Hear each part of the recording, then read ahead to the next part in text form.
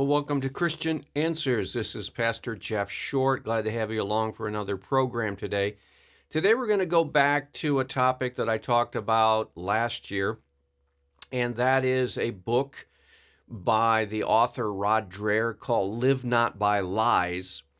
And what that book was about was a warning to Americans in the West and the United States and in Europe to be careful because we're seeing some of the signs of a totalitarianism that's growing in our culture by the leftists or the liberal Democrats in the United States, for example, where the idea is that you seize power for the media and you seize power in academia, the universities, the colleges, you seize power in government, you seize power in all of the key institutions of the United States and culture, and then you present a narrative, you present a story, you present a party line consistent over across all of these institutions, media, law, government, universities, corporations. You have a unified narrative or story that you tell the citizens of the nation, and that way you can control them because that's the only message people are seeing. That's the only message that they're hearing. And for the longest time in the United States, we didn't have to really deal with that kind of approach because that was the approach that was taken, for example, in the Soviet Union after the 1917 Bolshevik Revolution that brought Vladimir Lenin into power. And so that party, the Bolsheviks, basically seized all of the institutions of society over there in Russia and consolidated everything and put everything, the newspapers, the universities, the businesses, they put everything in a unified whole and gave it a unified message. And the people of the Soviet Union lived under that for decade and decade and decade until it fell in the late 80s. And so what happened was you had a propaganda machinery spinning out messages, and there were news broadcasts every day on radio and then later television, and there were newspapers put out every day giving the people of Russia. And then as Russia expanded, the communist vision expanded over into Eastern Europe and all of the Eastern Bloc countries, there were news reports and news programs, radio, television, in print, that would explain what is happening in the world to the citizens of the communist bloc nations. But the citizens themselves, as Rod Dreher explains in his book, Live Not by Lies, I highly recommend that. If you haven't read that book, Live Not by Lies, it's a quote from Alexander Solzhenitsyn in one of his speeches. And Solzhenitsyn lived through that whole communist horror camp. And he's written many books. He's dead now. He died, I think, a few decades ago. But it is an explanation of what happened in the Soviet Union. And the people in the Soviet bloc nations, they knew that what they were hearing was propaganda. They knew that what they were reading in the newspaper was propaganda and lies, state-manufactured narratives, state-manufactured stories. They were wise. They had been experiencing the discontinuity between what they were seeing and what the newspapers were reporting.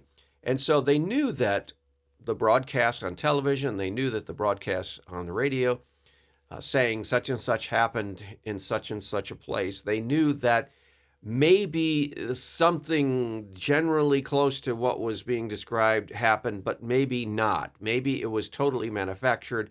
Maybe it was just a total blatant lie. Or maybe it was a half-truth that was spun and crafted to be in harmony with the state's apparatus at the time. And so the people were very skeptical. They were very cynical of what they were hearing coming from, say, newspapers like Pravda, the famous Russian propaganda paper, or the Russian television news broadcasts, or Russian radio, or any of the other outlets. They were very skeptical of what they were being told. When their leaders spoke, they were very cynical and skeptical about what the leader was telling them because of the lies that they have experienced under communism. You see, communism doesn't have any moral absolutes. Communism is an atheistic government and economic system. Communism does not have any higher principles. There are no immutable laws like, say, the Judeo-Christian worldview has absolute moral standards coming from God Almighty, from revelation in the Bible. You have the Ten Commandments. You have the Golden Rule. You have principles, for example, like all men are created in the image of God. That is taught in the early chapters of Genesis. Men and women are created in God's image, in his likeness. So they have dignity. They have inherent respect. We need to inherently respect the life and dignity of each and every human being. That is the teaching of the Bible. And in Russia, during the time of the Communist Revolution and during the decades that followed that until the late 80s when it collapsed, under communism, there are no higher principles. There are no higher laws. There are no higher rules.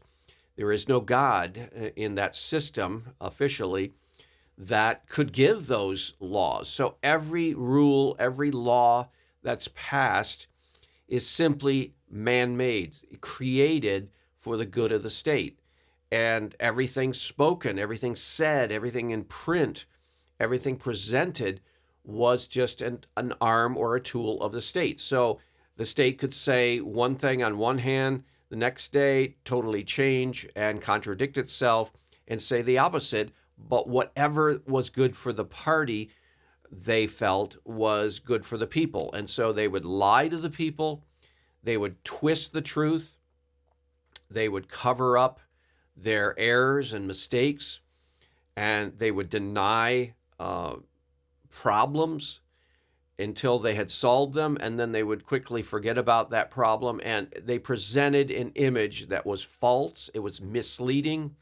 And the people in these countries, like Russia, like Czechoslovakia, as it used to be called, like Hungary, like East Germany, and all of these other, Poland, like Poland, all of these Soviet bloc countries, they knew that they were being lied to. And so they were very skeptical and very cynical of anything coming from the government, any news broadcast, any official, any speech by their leader. They were very cynical of that because they knew that they were being propagandized.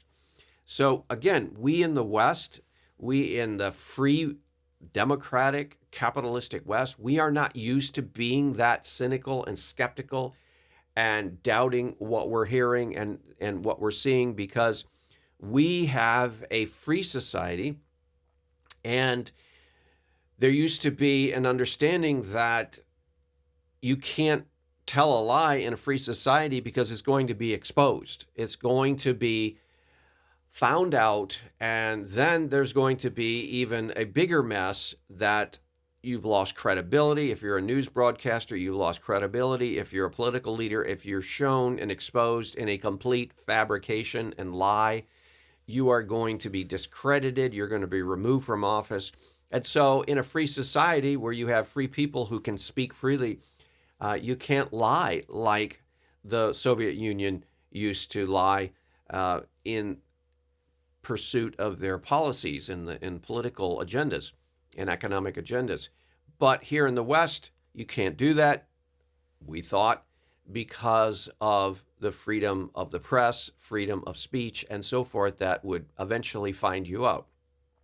Well, what we're finding out now is that, yes, indeed, the propaganda machinery that used to be famous in the Soviet Union under communism, that propaganda machinery can and is being used now in the West. because of a unique set of circumstances that have arisen in here in the West. And as Christians, we have to be aware of this. We can't be naive about it. We can't pretend it's not the way it is now because we remember the way it was before, and that lies would be exposed and people would be discredited and lose their jobs.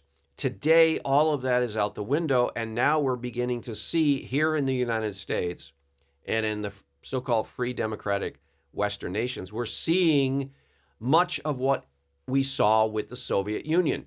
Why is that? Because the institutions in our culture are all aligning and collaborating together to push a common narrative and agenda and story on the citizens of our nation.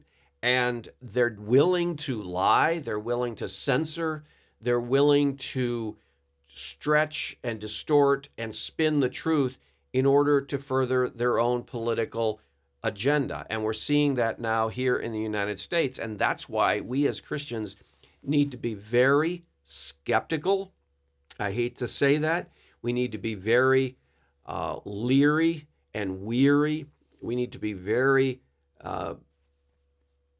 not believing what we hear and what we see and what we read in our news reports today, because here's why we have to doubt them. The mainstream media news networks have all aligned with the radical left, Democrats, liberals, to push a common narrative.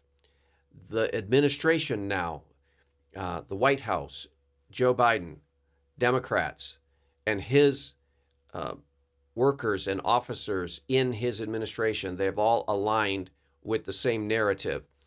The House of Representatives, led by Nancy Pelosi, the far left liberal Democrat, has aligned with Joe Biden, the White House administrator, and the president. And they have aligned with the mainstream media. And they have aligned with the colleges and universities, the academia. And they have aligned with the big tech companies like Google, Facebook, Twitter, Instagram, and so forth. They've aligned. And so you have these institutions who get together and have gotten together, and they coalesced, unfortunately, around opposition to the last president. And so they were so opposed to him that they got together and coalesced and unified. And now we have a unified mainstream media, unified with the White House, with the House of Representatives, with the Senate, with big tech, with now more and more corporations. So you have all of these institutions of society aligning together to push and promote a common political and economic agenda. And you have a very similar situation to the totalitarian state that was happening in Russia, Soviet Union, decades ago. That was the result of the Bolshevik Revolution in 1917, the communist takeover. You have a very similar situation, only it's not called communism today, and it's not using as overtly and outright force as they did over there yet. But what they're doing is they are silencing voices that oppose the mainstream narrative. And we see this taking place, for example, over the whole issues of the jab. We see the issues of like the vaccine, and you have the big tech companies like YouTube and Twitter and Instagram and Facebook and all of these. They will censor you. They will not let you talk about certain things. They will not let you express your opinion. They will not let you take evidence and shape it and mold it into an argument that runs contrary to the party line. And I have experienced that myself. I don't know if you followed along about 6 months ago when most Americans have now gotten the jab in their arm, and most adults, especially over the age of 60, 65. They've looked at the information and determined, hey, this looks like, even though it hasn't gone through the normal testing phases, it's normally a 5-year, at least 5-year testing phase to see if there are any adverse effects after 5 years. And so that's the normal protocol for vaccine procedures. But this time it was fast-tracked, and even though it's fast-tracked, most people said, well, it's worth the risk that we're taking, even though it has not followed the standard protocols as far as long-term testing. But you could not even talk about that 6 months ago. You couldn't talk about the creation of these vaccines. You couldn't talk about the details of these vaccines because YouTube would take down your video. And if you tried to explain, well, I didn't say anything contrary to what the CDC says, they still will take down your video. It's the same way with questioning the 2020 election results. If you go into a serious discussion about the election of 2020, you run the risk that your videos are censored. Or if you're on Facebook, they will take down your posts. If you're on Twitter, they will suspend your account. This is censorship. This happened back in the old Soviet communist Russia. Why? Because the state apparatus had control of all of the institutions in society. They could do it. They had total, complete, utter control of not only the communication mechanism in that whole empire. We call it the evil empire now. Reagan started calling it the evil empire, so we can call it the evil empire, the Soviet communist empire. They could control all of the media outlets. They could control all of the universities and schools. They could control all of the businesses and corporations. They could control everything, government, every bureau of the government. So they had a total control of society, totalitarianism, much like communist China does today. Absolute, utter, complete control of every aspect of life of the Chinese people, actually to the point of telling couples how many babies they can have. For many years, the policy was one child. The government decreed one child, and they enforced that one-child policy. Now, in their great benevolence and generosity, the communist dictatorship of China has decided that couples can have 2 children now. Isn't that great? Isn't that nice of them? They're so generous. You know, the big brother has decided that you can have 2 children now as a couple instead of just 1. And tomorrow that may change to 3 if the elites determine that the country needs more young people. And so this totalitarian grasp of its citizenship is something that we saw in the Soviet Union at first, and then we see it now in communist China, and we're beginning to see this happening in the United States, this totalitarian mentality. We saw it before the election of 2020, when all of a sudden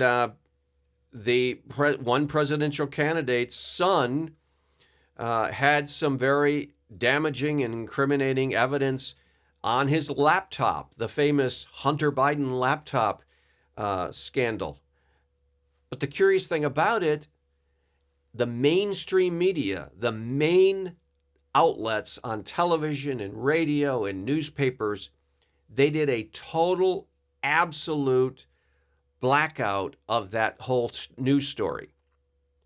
So they were attempting to basically suppress that information before the election. That information could not be reported on air because it was damaging to the Democratic liberal leftist candidate, Joe Biden, and the mainstream media outlets were in lockstep with the Democratic Party, who were in lockstep with the big tech, YouTube, Twitter, Instagram, Facebook community. So they were censoring that story, removing that story from all existence, so that people in the citizens in the country could not read that story, could not know about that damaging information, and therefore not be affected by it, and therefore continue on as if it didn't exist. That's the kind of propaganda that we as Christians have to be careful of. Now, we saw the latest example of this propaganda in, for example, the border crisis now between the U.S. and Mexico. We saw a congregation of 15,000 or so Haitian people who want to come into the country illegally, want to just walk in, not go through the right procedure. And the Border Patrol down there were trying to enforce the border while riding horses. It was a way of, I guess, getting around that area, the desert area, pretty effectively. You can use like motorcycles, you can use ATVs, you can use all kinds of different vehicles. Horses was one of the ways that they would get around from one point to another. And of course, horses have reins, these leather straps that they hit the horse and the horse goes faster. Well, some photographer got a picture of a horseman trying to block some Haitian refugees coming illegally crossing into the border, and showed his reins up and claimed that the man was trying to hit the Haitian refugee, who Haitians are black, partial black. And so the big news media blew up the story and said, we're returning to the days of slavery when men on horses would whip black slaves. And this whole propaganda narrative storyline began to spread all over the place, totally based on a lie that they were whipping and using whips against Haitian refugees coming into the United States. Total fabrication. It's been debunked. It's been totally shown to be a false narrative, and yet it's a powerful image and narrative, and the mainstream media wants to use it. And so it doesn't matter if it's a lie. It doesn't matter if it's false. It doesn't matter if it never really happened. It doesn't matter if people on horses were not whipping black people who are trying to enter the country. All it matters is the narrative and the party line. This whole systemic racist white supremacy narrative is being pushed and promoted, and people see a picture and they don't read the details, and they don't understand that what they're seeing here is a manufactured propaganda piece, just like the old Soviet Union does, just like they do in communist China right now. And if you have totalitarian power in society, and you control all the media outlets, you control the radio outlets, you control print, you control the universities and colleges, you control the big tech social media platforms, if you control the government, if you control the White House, you control the House of Representatives, you control the Senate, and you are a totalitarian political and economic force, you can push a totally false statement and narrative, and the people don't have any reason or means to check it out. We're almost to that point right now.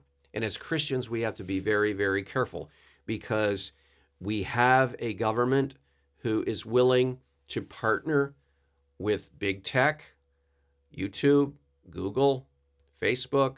All of these companies have a lot of influence and power, control the ideas that flow in our society. We have to be very careful to not be taken in, to jump to conclusions, to not be lied to. And that's where that Rod Dreher book comes back around. And I encourage you to read this. Live not by lies. Don't see something, hear something, read something that is told to you by this totalitarian propaganda arm and believe it and then act on the basis of a lie. No, you have to be willing to question things. You have to be willing, as Christians, we have to be willing to say to people, prove it. Prove it. You're showing a picture of something. Prove that it's what you say it is. And we have to be able to dig deeper and to not be manipulated, because that's the whole point. They're wanting to manipulate your emotions. They want to manipulate your mind. They want you to think certain things and feel certain things so that they can control you. It's the same way with the vaccine. It's the same way with the therapeutics that are used to fight COVID-19. The big tech companies have censored discussion around vaccines. They've censored discussion around the therapeutics, alternative therapeutics to COVID-19. And you can't hardly have a rational discussion at this point. Even in the United States, we're supposed to have freedom of speech here. We're supposed to have freedom of the press. But what happens if the press decides they're going to only tell one party's story? What happens if the press decide, for political and expedient reasons, that they're going to align with the radical democratic leftists, far left liberals, and they're going to coalesce with all the major institutions in our society? What happens if they all coalesce and decide that this is what we're going to do? We're going to work as a team, and we're going to stamp out all contrary opinions and ideas and arguments, and we're actually going to censor out all of those arguments. Then they're going to have basically a totalitarian society. And we here in the United States are almost to that point where we have a totally totalitarian society, I'm sad to say. So as Christians, we have to be wise. We have to not simply assume that everything we see, everything we hear, everything we watch on television or on the internet, everything we hear from other people, we have to assume that there is propaganda, there are lies being circulated to further an agenda, and we have to question things. Now, it's very discouraging in times like this, because we thought, well, I didn't think this could ever happen in our free society. I didn't think this could ever happen in the United States. Well, it's happening. And so we have to deal with that new reality. We can't live in denial. We can't live naively with rose-colored glasses and say, oh, I hope and wish it's not that way. No, it's that way now.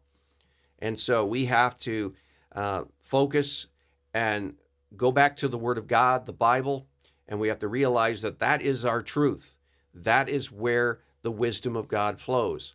Not in the newspapers, not in TV, not in radio, not in magazines, not in listening to your friends, not in social media.